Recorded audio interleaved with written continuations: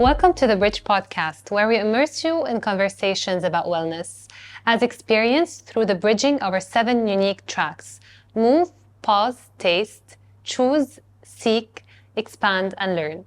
Our goal is to transform people's lives through a holistic approach to wellness. I'm Myriam Matta, nutritionist and wellness enthusiast here at The Bridge, and your host for today's episode.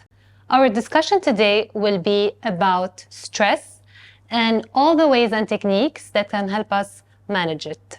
Joining us today is one of our very own leaders here at The Bridge, Daria Zelenko, assistant manager of our PAUSE track and the spa. Hi Daria, how are you? Hi Myriam, I'm good. Thank you for inviting me. Welcome. Today.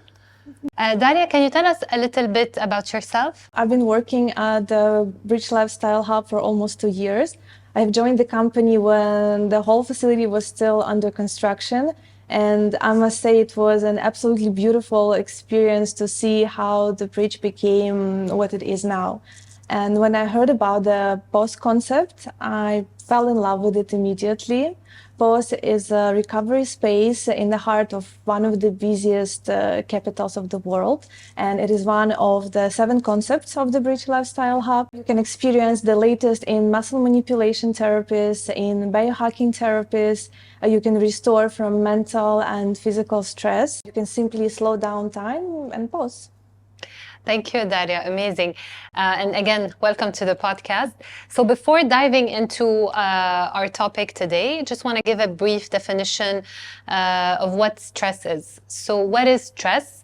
Stress is a physical and emotional reaction and response that people will experience when they go through challenges in their lives, right? So when we are under stress, our bodies will react in a way and will release some hormones responsible of the stress of the fight and flight response.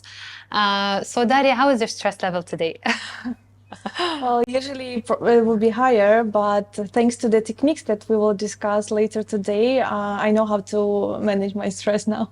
So Daria, as you mentioned in your introduction, you were here before the place even opened, and you took part of the research and development. So can you tell us a little bit about how stress, the research that was done on stress, influenced or had a role in the creation of the 7 tracks that we have today, and especially more specifically the PAUSE track and the treatments also that we have at the spa?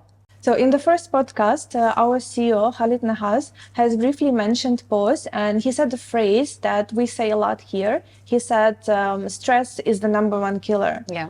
And this is a phrase that a lot of our members and guests probably heard us saying a lot. And we're not just repeating it. It is unfortunately reality. a sad fact. Yes, it's a sad fact proven by scientific studies. 6 out of 10 leading causes of death are attributed to stress. That's scary. And yes, and according to the scientific researchers, 90% of all illnesses and diseases are related to stress. Top 3 of which are cardiovascular disease, heart disease, and high blood pressure. And if you look at the world statistics, these 3 are among top leading causes of death worldwide. So these alarming numbers have contributed to creating a spa that is different from others. Yeah. All PAUSE treatments are backed by science. Our aim is to activate the parasympathetic nervous system in order to stimulate recovery hormones and to send a signal to our body that it is time to relax and distress. Okay, so it's very interesting that you mentioned the parasympathetic nervous system. Can you tell us a little bit more about how we can actually activate it?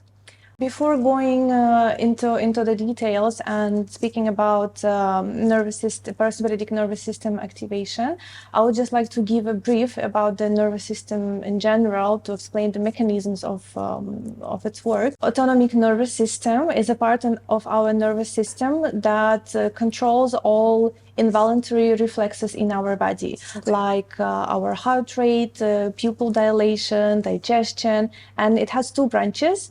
parasympathetic and sympathetic nervous system. So sympathetic nervous system activates the fight or flight response, and parasympathetic nervous system activates rest and digest response. So together they perform opposite actions, where one system causes the reaction and another system stops it.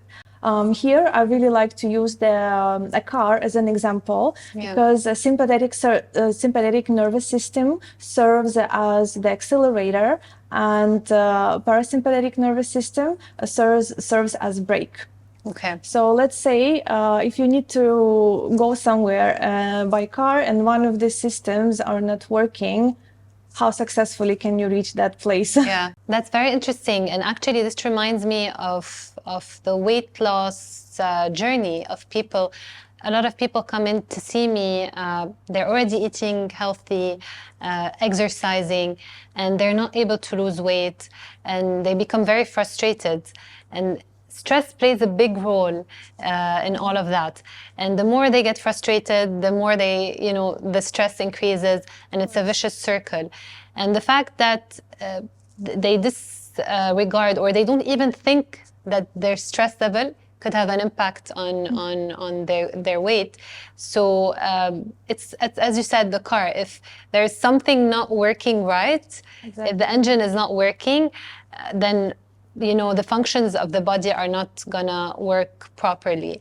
So we look a lot at stress during nutrition consultations. Totally right. Stress has a profound effect on our whole well-being, not only on a physical level, but on the emotional level as well. So dysregulation with the nervous system, it can lead to anxiety, depression, to addiction, and to uncontrolled emotional outbursts.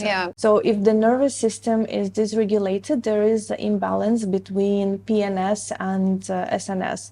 And unfortunately, due to the ways of life that all of us are leading every day, our fight or flight response is overactive. I feel like it's always on, right? These days, it's always on. But not all stress is actually negative, right? Exactly. We have the good stress, which we call the eustress, and we have the negative stress, which is the distress situations, where it starts affecting our health in a negative way. And we have, of course, the completely zen and calm state of mind, which is very hard to maintain. But when we talk about eustress, is actually the stress that we feel before, let's say, an exam. It's the stress that helps us to reach our optimal performance. It's actually not only this.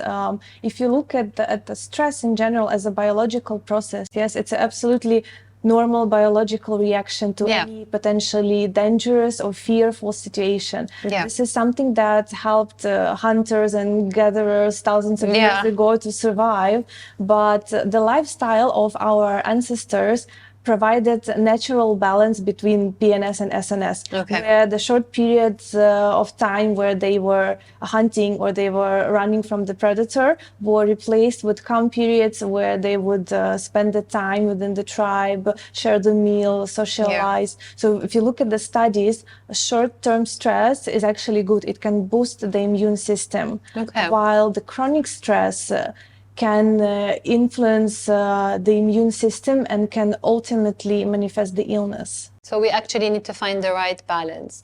So some stress is okay, is good, as long as we don't go into the chronic stress. That's the one that affects our health. How can you switch between this calm phase, the rest and digest phase, to the fight or flight mode? Like, how does the switch happen? Ideally, it should happen naturally, of course, but as we discussed, due to the stress levels being too high in our everyday life, it doesn't happen automatically.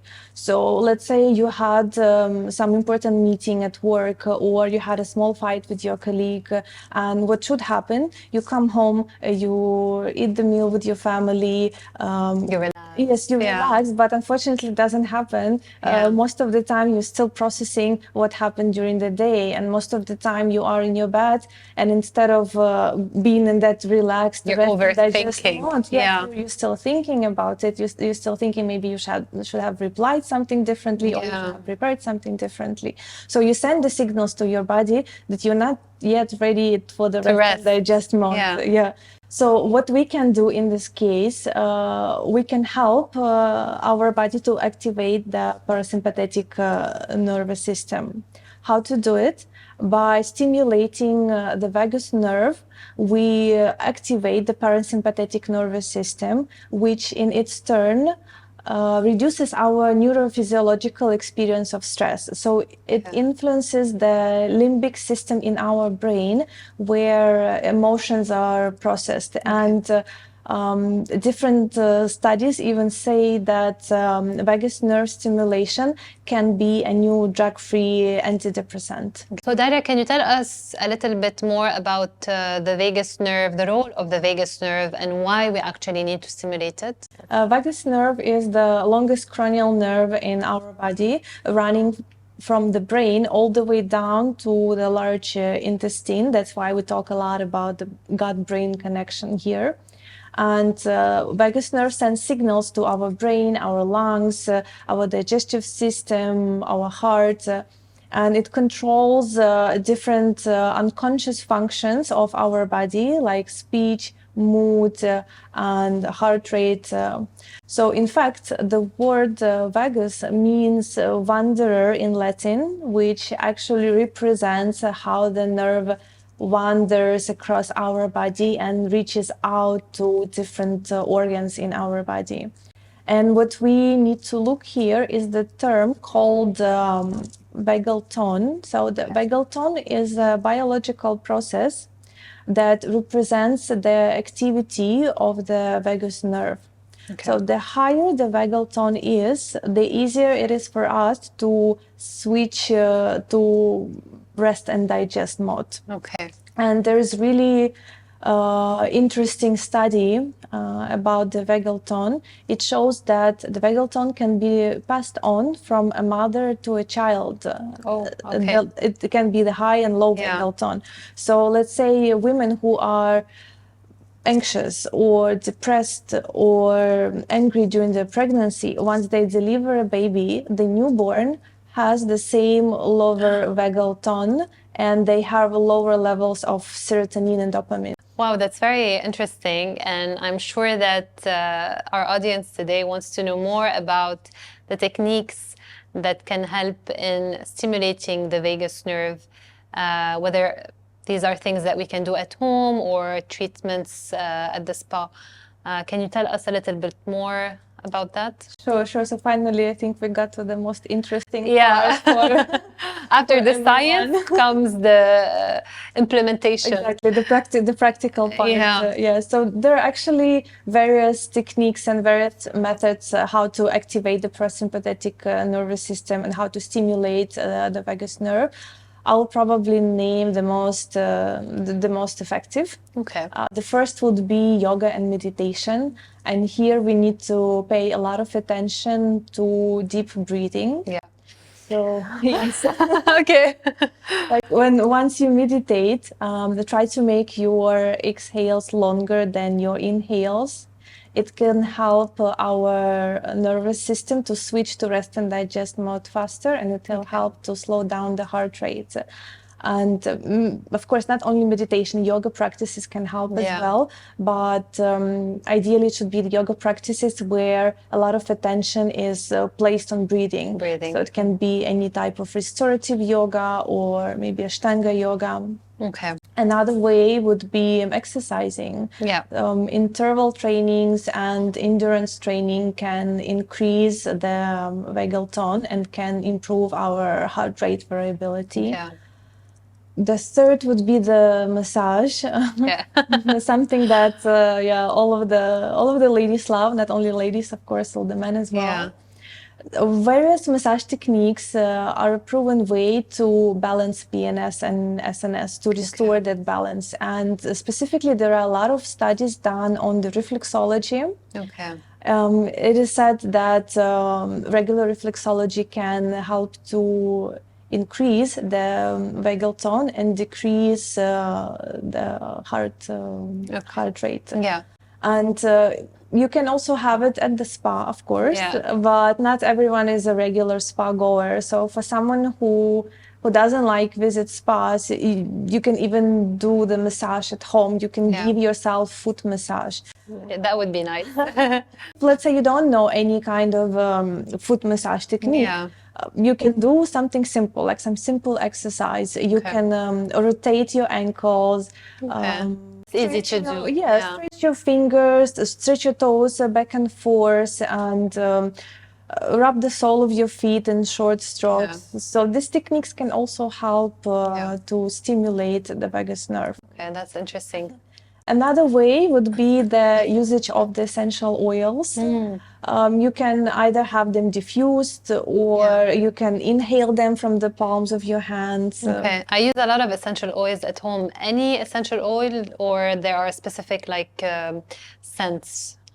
Here, I would probably pay attention more to the calming oils, like cedarwood, sandalwood, chamomile, melissa, ylang ylang. Let's say at the spa, we are using ylang ylang essential oil for the consultation area. It is we have a diffuser there, and a lot of our guests, when they come to the spa and the moment they enter the consultation room, they already feel start feeling relaxed. Yeah, they tell us that they feel so much relaxed, and I believe it's all due to the small details like essential oils that we use or the music that is played in the consultation area, because music also is another way to help us go faster into the rest and digest mode. It can influence us. Let's say any kind of upbeat music can energize us, can motivate us, but the same way calming and soothing music can help us bring us into that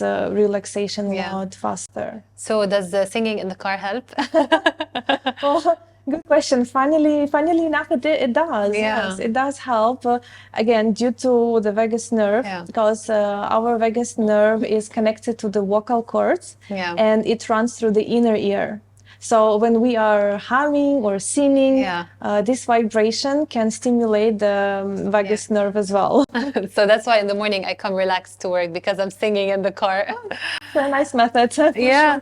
And there's a lot of studies around cold therapy, right? Yeah, so cold exposure is another way how to stimulate the parasympathetic nervous system, how to stimulate the vagus nerve. Let's say here at our spa, we have a cryo chamber, or it can be any other cold exposures. Not everyone is a spa goer, not everyone will go regularly to have a cryo session. So in this case, you can immerse yourself into cold water. So it can be ice plunge somewhere also at the spa, or again, if you don't want to go to the spa, you can fill your bath at home with water and add a lot of ice and immerse yourself into it will help. Even simple small techniques like applying ice pack to your neck or to your forehead will help, or even taking cold showers every day. So these are actually small tips that we can do at home, small things that actually go a long way, right? There are a lot of other methods.